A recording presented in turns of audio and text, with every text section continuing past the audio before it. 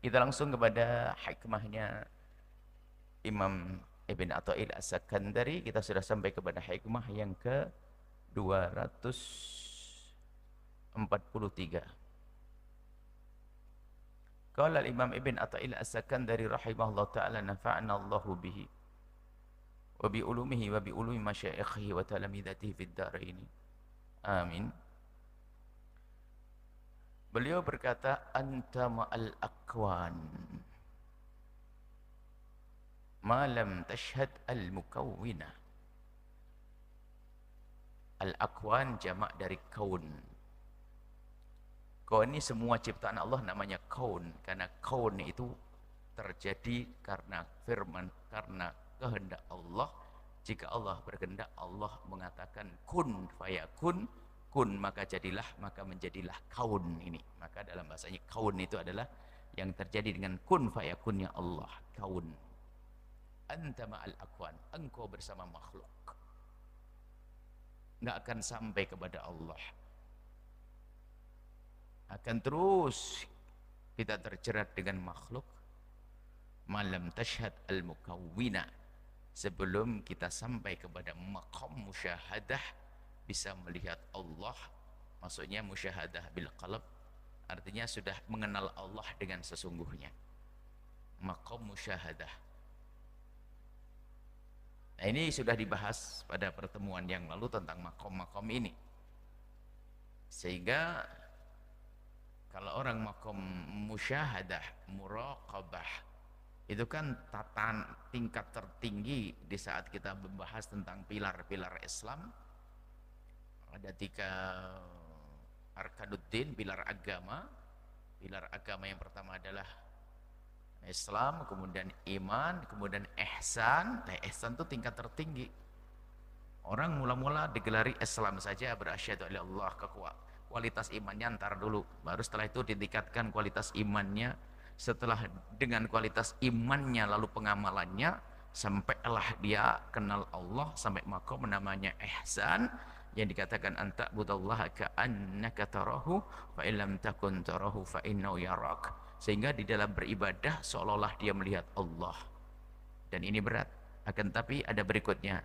Jika kita memang belum bisa melihat Allah, karena melihat Allah kita nanti di surga, maka paling tidak sadari bahwa Allah setiap detik, setiap saat melihatmu. Ini maqam muraqabah.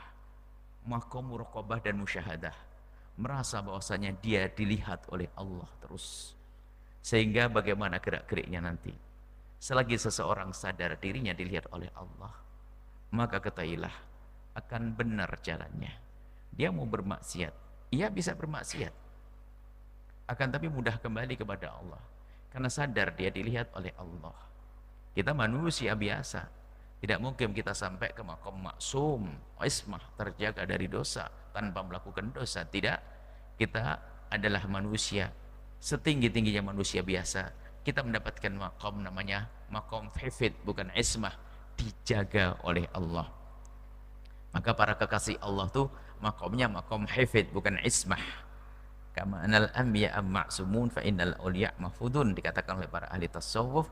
Kalau para nabi itu kan maksum, tapi kalau para kekasih Allah mahfud, terjaga. Dia bisa dosa tapi segera kembali kepada Allah. Kalau berdosa tidak keras kepala, tidak membangkang, cepat menyesal, menangis. Itu para wali. Jadi wali bisa saja dosa tapi cepat kembali kepada Allah. Nah, para kekasih Allah lah, manusia biasa, bukan nabi. Untuk menggapai makom tinggi, yaitu mengenal Allah. Sehingga kalau orang ma'al kaun, ya, kalau sudah menyaksikan mukawwin, sang pencipta, kenal sang pencipta dengan sesungguhnya, kenal Allah dengan serius, maka apa yang terjadi? Lanjutannya, fa idza syahadtah, kalau engkau sudah sampai maqam musyahadah.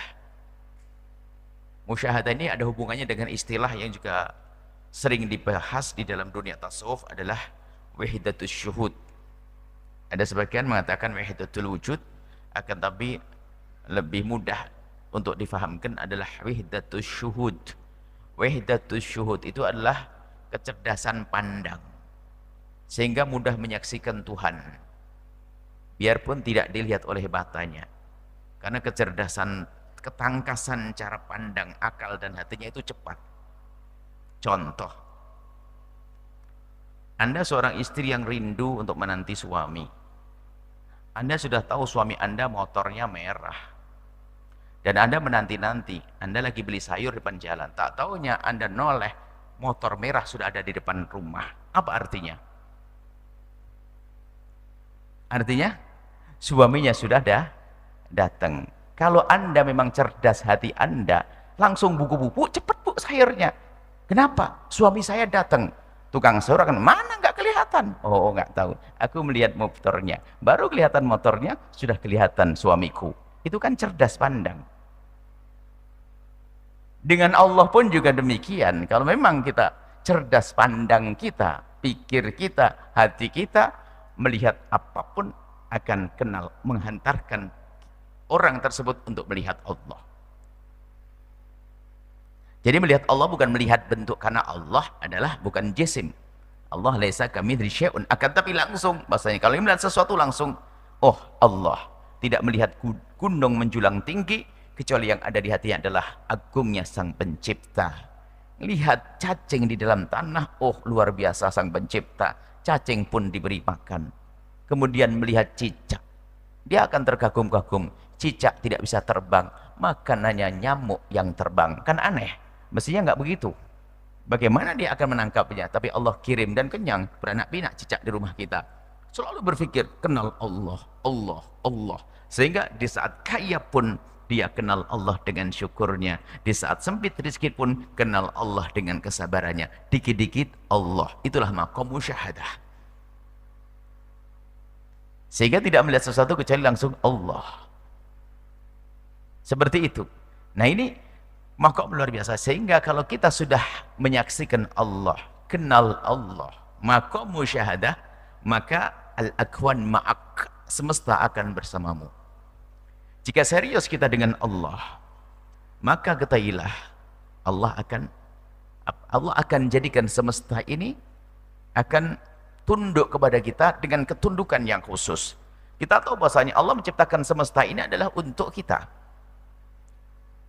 Allah sakhir, Allah mentaskhir, Allah menundukkan semesta untuk kita. Lautan lepas untuk manusia. Allah kembang biakkan, Allah ciptakan di dalamnya ikan yang tidak pernah habis, setiap hari diambil untuk manusia. Bumi dihamparkan untuk tumbuhnya biji-bijian dan seterusnya untuk manusia, ditundukkan untuk manusia. Ternyata angin berhembus pun untuk memindahkan bunga-bunga, putik bunga, untuk bisa membuahi bunga-bunga yang lain agar menjadi buah-buah dan seterusnya. Semuanya untuk manusia.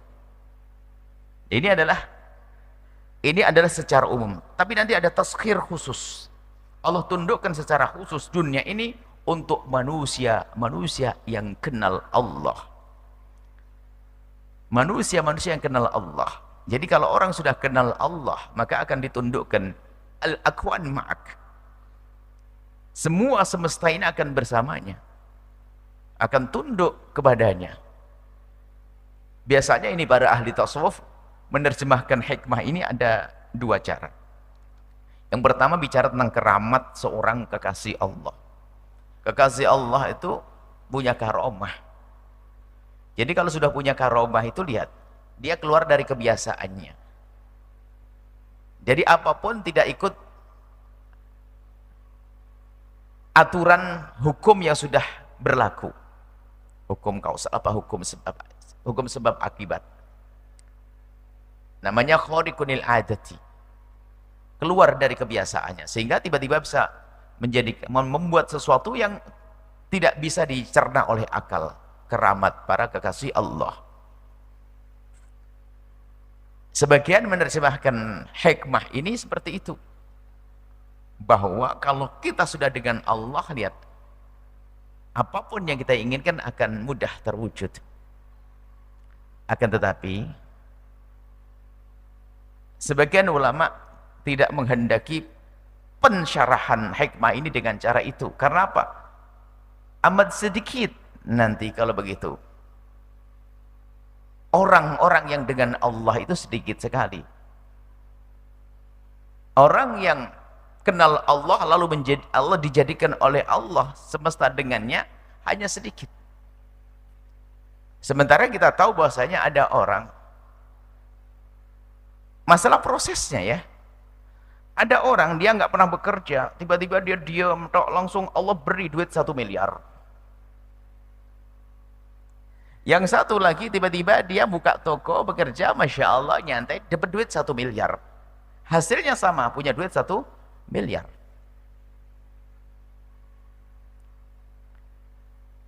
Di dalam kacamata iman, ini semuanya sama. Artinya apa? Duit 1 miliar ditundukkan Allah untuk orang ini. Cuman kalau bicara tentang keramat yang aneh-aneh ini kan jauh, kayak semacam orang hanya, apaan itu, kan begitu. Biarpun karomah harus kita yakini. Ada keramat. Akan tapi kita lebih ingin menggiring kepada yang kedua tadi, bahwa kalau sudah kita kenal Allah, lihat, Allah akan berikan kemudahan dalam urusan semuanya. Kita tidak akan disibukkan oleh dunia. Ya, nyata itu, kalau sudah orang dengan Allah, dia tidak akan disibukkan dengan dunia. Dunia akan betul-betul khidmah, akan menjadi abdi bagi dia, dan dia tidak menjadi abdi dunia. Itu hakikat kalau sudah orang kenal Allah dengan sesungguhnya. Al-akwan ma'ak, semesta akan bersamamu. Kita mulai dari pemikiran yang sangat sederhana. Jadi begini, ada orang kaya raya tapi tidak kenal Allah dia. Akan tapi bagaimana kehidupannya? Seolah-olah dia menikmati ini itu dan sebagainya, tanpa ia sadari sesungguhnya dia telah menjadi budaknya dunia. Dia tidak menggunakan dunia untuk apapun kecuali dia ngejar dunia. Dikuasai oleh ketamaan, nggak ada puas-puasnya. Nggak akan digunakan dunia untuk kebaikan. Bahkan dia tidak punya kepikiran tentang bagian masa depan, hanya berambisi untuk mengumpulkan dunia. Ternyata kekayaannya pun tidak menjadikan dia bersyukur. Lihat, tidak bersyukur dia. Seperti disabdakan Nabi, ada orang-orang kayak begitu, kalau dikasih 1 lembah emas, dia minta lembah yang kedua. Dikasih lembah yang kedua, minta ketiga, sampai mulutnya penuh dengan tanah, di liang lahat, baru diam untuk manusia. Tamak itu rakus, tersiksa, kefakiran yang tersembunyi di balik kekayaan. Kerakusan, nggak kenal Allah, rakus kan nggak kenal Allah. Tapi si kaya, yang dia kenal Allah, subhanallah, dunia betul-betul bagi dia adalah nikmat luar biasa. Kegembiraannya bukan di saat dia bisa makan dengan keluarganya ke sebuah resto, atau bisa berrekreasi dengan keluarganya di mobil mewahnya.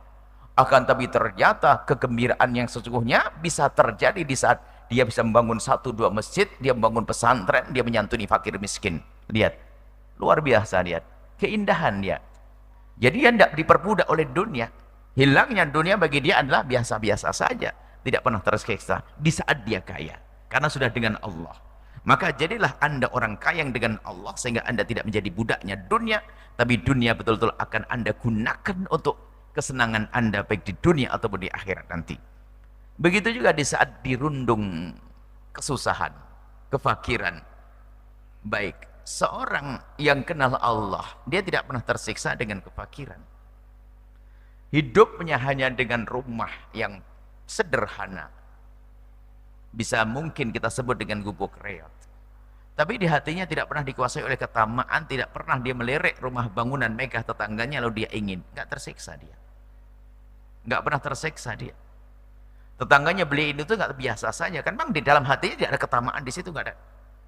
Tetapi lihat, apakah jaminan orang yang fakir lalu pasti tidak tomak? Oh, alangkah banyak si fakir terkuasai ketamaan. Lihat, si fakir nyungsep, tamaknya luar biasa. Lihat, cari duit 300.000 berani nggak sholat dia. Nah ini kan tersiksa dia. Sudah begitu berani nyolong, kan begitu. Jadi permasalahannya tidak kenal Allah. Tapi kalau sudah kenal Allah, lihat, dunia tidak akan menjadikan dia tersiksa, tidak akan menjadi budak dunia dia, baik di saat kaya atau di saat dia fakir.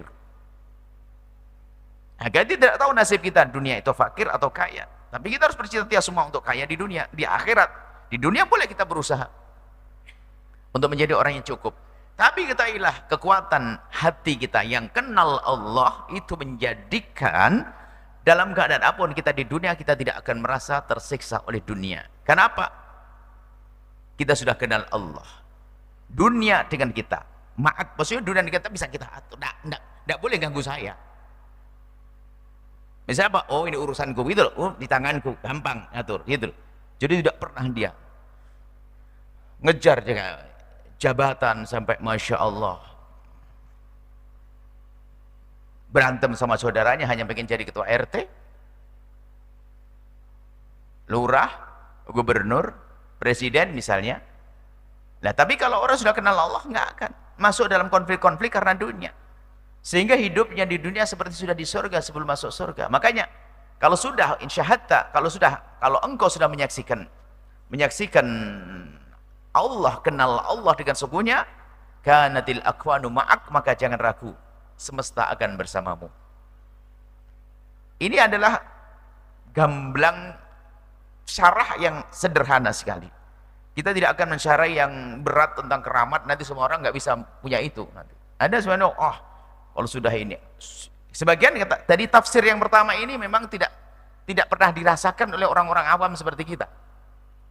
Karena apa? Keramat, kalau jengking nggak nyengat dia, wah, oh kenapa? Ditusuk nggak apa-apa. Nah ini repot ini kalau pakai keramat model begitu. Sudahlah, nggak usah bahas yang aneh-aneh begitu sih. Kita pengen bahasanya di saat kaya syukur, enak kita, sedekah mas seneng banget.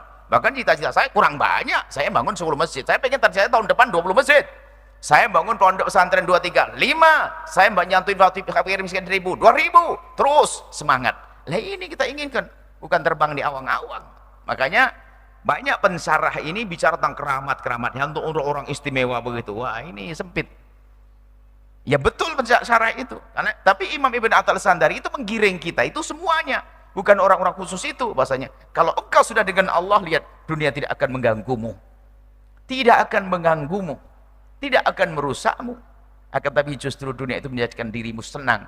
Di dunia sudah senang, di akhirat senang. Senang itu bukan berarti saat memiliki loh ya. Apakah semua yang memiliki itu adalah senang? Oh, enggak, ada memiliki sedih. Orang dia diikat dengan dunia. Ada kesedihan di saat dia memiliki, di saat nggak punya nggak sedih. Dua kawan, ada kawan. Yang satu kaya raya, satu fakir. Di rumahnya nggak ada apa-apa. Duit 1000 pun nggak ada. Yang satu duitnya banyak, emas intan permata. Dua itu main bersama, bareng pergi ke kota. Dengar kabar bahwasanya apa? Oh, di kampung kita ada penjarahan, perampokan. Yang gelisah siapa? Yang punya duit. Yang nggak punya duit tenang aja, nggak mau ngapain, mau ngambil aja. Jadi ternyata kegelisahan itu bukan saja di saat orang itu nggak punya, yang punya pun bisa saja gelisah. Akan tapi kalau sudah kenal Allah, tidak ada kegelisahan. Maka dari itu, ayo kita semuanya mengenal Allah. Dan karomah yang sesungguhnya adalah keramah yang luar biasa, bukan karamat banyak. Kita sering dicekoi dengan kisah-kisah keramat yang tidak ada hubungannya dengan akhlak mulia. Jadi duit, pasir jadi beras. Nah, ini ulama sudah jelaskan, keramat yang paling istimewa adalah Anda istiqomah. Jadi kalau sekarang lagi jomblo seneng ngaji, setelah menikah harus rajin ngaji, itu keramat. Nah, ini sudah dikunci sama Buya, karena banyak jomblo kelihatan waktu ngaji, setelah nikah nggak ngaji lagi di sini. Ini dulu di saat duitmu sempit, setelah kaya raya semakin rajin ngaji. Begitu. Tahajud, ibadah. Jadi keramah yang paling dahsyat adalah istiqomah. Kalau Anda bisa istiqomah, keramat itu. Karamah itu adalah, karamah artinya kemuliaan yang Allah berikan kepada seorang hamba. Coba, kalau tiba-tiba dari ketiak ini keluar beras, keramat, ini manfaatnya apa sih coba? Jadi amal jariah buat saya di akhirat. Tapi kalau keramat Allah berikan pada kita, bisa istiqomah tahajudan, jadi pahala dong. Hei beras. Kita sering dicekoi dengan model-model keramat-keramat begitu. Sehingga kita sering menukil kisah-kisah para ulama, bukan dari sisi ilmunya, sisi akhlaknya, tapi hanya sisi keanehan aja. Jadi kalau belum punya keanehan, kayak bukan wali. Maka coba perhatikan, ulama-ulama yang cenderung sangat bermanfaat untuk umat, hampir tidak dinukil dari mereka tentang keanehan-keanehan. Coba Imam Syafi'i, ayo dengar keramat apa? Pernah terbang di awang-awang? Imam Nawawi, ayo pernah terbang di awang-awang ceritanya? Yang nggak ada. Karena apa? Karamah sesungguhnya ya itu ilmu yang berbangga, itu karamah. Jangan sekarang kita itu gampang wah cerita ini orang bisa begini, bisa terbang. Kalau terbang hari ini gampang, saya beli tiket 500.000 Jakarta Surabaya terbang kok pusing. Saingan terbang. Jalan di tembok kalah sama cicak kita. Sudahlah, kita lupakan dengan model-model begitu. Kita perlu memahami karamah yang sesungguhnya adalah Allah berikan keistiqomahan kepada Anda. Mungkin Anda berkata, tapi saya sering dosa. Tapi ternyata Allah milih Anda. Anda pernah berdosa, melakukan kesalahan, tapi kenyataannya dengan kesalahan yang Anda lakukan, Allah tidak putus Anda dari kebaikan. Anda masih sering berderma, Anda masih tahajudan, berarti Anda masih dipilih oleh Allah. Tinggal bertobat secepatnya. Ini itu karamah. Kita dosa, tapi ternyata Allah sayang, nggak diputus. Coba kalau Allah marah lalu putus gara-gara dosamu, nggak boleh lagi ke sini, nggak boleh ke masjid, nggak boleh tahajudan. Enggak, Allah Maha Kasih. Makanya lihat, kita ingin membahaskan, kita ingin alihkan pensyarahan ini adalah sisi bahasanya karamah yang sesungguhnya adalah ini. Sekarang ini kita sering cerita dari mbah saya bisa begini-begini, wah bang ini, wah ditusuk nggak apa-apa, punya ilmu kebal dan sebagainya ini. Dan sudah sekarang perlunya ilmu tebal duitnya, bersedekah yang banyak, bukan kebal badannya. Itu loh kita karamah itu, kebal-kebal kan, orang pengen mati syahid. Jadi disinilah, jadi kita semakin kenal Allah, jadi apapun Anda lihat, Anda akan merasa nyaman, Anda kaya raya luar biasa, kegembiraan adalah banyak di saat Anda menikmati harta Anda, beli makanan, rumah Anda senang, tapi ternyata di saat Anda bisa berbuat baik dengan harta Anda, jauh lebih senang. Karena apa? Dunia ini sudah bersama Anda, jadi pendukung kebahagiaan Anda. Tidak akan tersiksa dengan rebutan kekuasaan, tidak akan tersiksa dengan rebutan waris, tidak akan tersiksa dengan dusta di dalam kita jual beli. Tidak, karena sudah dengan Allah Subhanahu wa ta'ala. Anta ma'al akwan malam tashhadil mukawwina. Kalau selagi kita belum kenal Allah dengan benar, kita akan sibuk direpotkan dengan urusan dunia. Semuanya dunia, dengan keluarga berantem, kakak beradik musuhan warisan karena belum kenal Allah. Padahal dia ustadz, alim di otak saja, hatinya tidak kenal Allah. Sehingga biarpun ustadz gede rebutan waris kantin pondok, itu ada ustadz muda rebutan kantin pondok sama abangnya nggak tegur siapa. Padahal dua-duanya alim besar. Kenapa? Karena tidak kenal Allah. Kenal Allah dengan hatinya. Idza syahadtahu, kalau kita sudah kenal Allah dengan sesungguhnya, lihat semesta ini akan jadi pendukung kebahagiaan kita. Di saat kaya pun kita begitu indah dengan kekayaan, di saat fakir pun tidak tersiksa dengan ketidakpunyaan kita. Semoga Allah memberikan pada kita kebaikan di dunia dan kebaikan di akhirat, kecukupan di dunia dan kesenangan di akhirat, dan semoga Allah Subhanahu wa ta'ala menjauhkan kita dari tertipu dengan dunia, dan semoga Allah menjadikan kita orang yang kenal Allah dengan sesungguhnya, dan semoga Allah memilih kita menjadi kekasih-kekasihnya, dan semoga Allah memberikan pada kita keramat-keramat yang sesungguhnya, yaitu keistiqomahan dalam kebaikan sebanyak-banyaknya dan menjauhi kemaksiatan. Semoga Allah menjadikan kita hamba yang saling mencintai karena Allah. Wallahu a'lam bissawab.